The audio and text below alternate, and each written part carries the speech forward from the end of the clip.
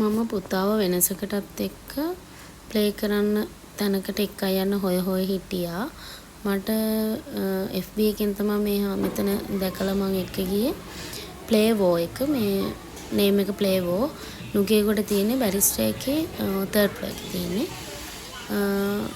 Entry fee එක රුපියල් 1000යි පැයකට. පැයකට වඩා විනාඩි 5ක්වත් ගියොත් ඊට පස්සේ half an hour වලට අය පැයකට එමෙ charge කරනවා. අම්මන්ටයි බබාටයි දෙන්නටම socks අරන් යන්න ඕනේ. weekend එකේ දෙන්නටම ඇතුළට යන්න පුළුවන් කියලා කිව්වා. හැබැයි weekdays වල parents ලාගේ එක්කෙනෙක්ට තමයි යන්න දෙන්නේ. දැන් මගේ බබා ගත්තොත් එහෙම එයා සාමාන්‍යයෙන් අනිත් අයත් එක්ක අර එකතු වෙලා සෙල්ලම් කරන්න කැමති නෑ. මොකද එයා ගෙදර ඉන්න නිසා ළඟ කවුරු හරි හිටියට එයාට shape අවුලක් නෑ. හැබැයි එයා එයාගේ පාඩුවේ තමයි සෙල්ලම් කරන්නේ. අපිත් එක්ක විතරයි පොඩ්ඩක් අර මෝ වෙලා සෙල්ලම් කරන්න කැමති. ඒක නිසාම තමයි මම යාව මේ වගේ තැනකට පොඩ්ඩක් සතියට පාරක් එක්ක යනවා කියලා හිතුවේ අනිත් බබාලත් එක්ක පොඩ්ඩක් එකතු කරන්න.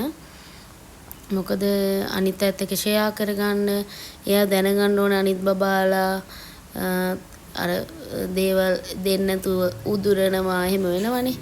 ඉතින් ඒ වගේ දේවල් එයා දැනගන්න ඕන. අර එයා ගෙදරදී ඉල්ලන හැමදේම යාට ලැබුණාට සමාජයේදී එයා ඉල්ලන හැමදේම යාට ලැබෙන්නේ නැහැ. එතකොට ඉවසන්න ඕනේ.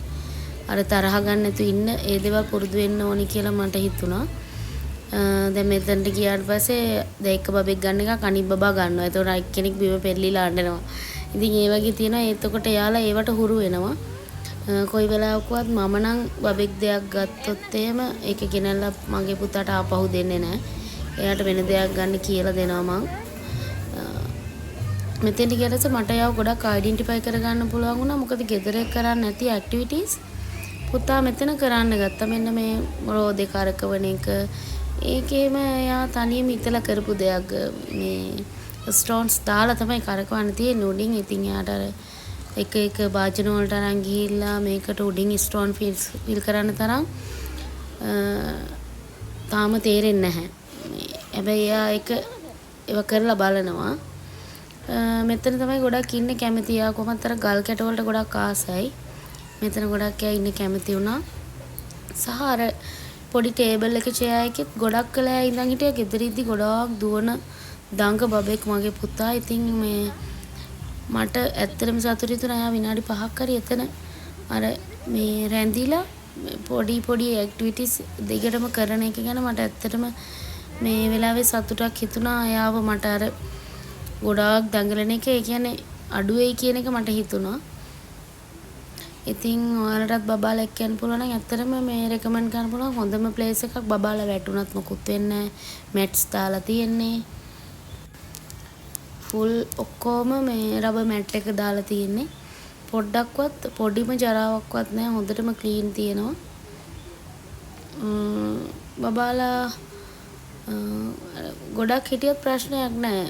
සෙල්ලම් කරන්න ඉඩක් තියෙනවා එතන. මම හැමදාම දතියට පාරක් දැන් පුතාව එක්ක යනවා එතෙන්ට. ඉතින් මේ වගේ තැනකට ළඟම තියෙන තැනකට අපිට බබාව එක්ක යන්න පුළුවන් නම් අර මිදුලක් එහෙම ලොකුවට නැතුව දුවලා පැනලා වත්තේ සෙල්ලම් කරන්න ඉඩක් නැත්තම් මේ වගේ තැනකට එක්කන් ගියාම යාළ එක ඇක්ටිවිටීස් කරනවා. ටිකක් නිදහසේ සෙල්ලම් කරනවා. ඉතින් පුළුවන්කමක් තියෙනවා නම් ඔයාලගේ බබාලවත් එක්කන් ගිහින් ඒගොල්ලන් තනියම ඔක ඇක්ටිවිටීස් කරනවා. ඔයගොල්ලන්ට බලලා සතුටු වෙන්න පුළුවන් වෙයි.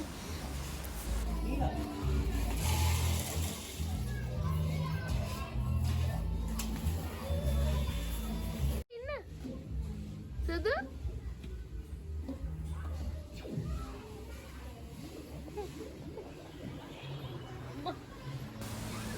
එනවනේ දුවන වේගෙ මට අල්ල ගන්නත් බෑ. එනවද කියලා බල හැබැයි දුවනවා.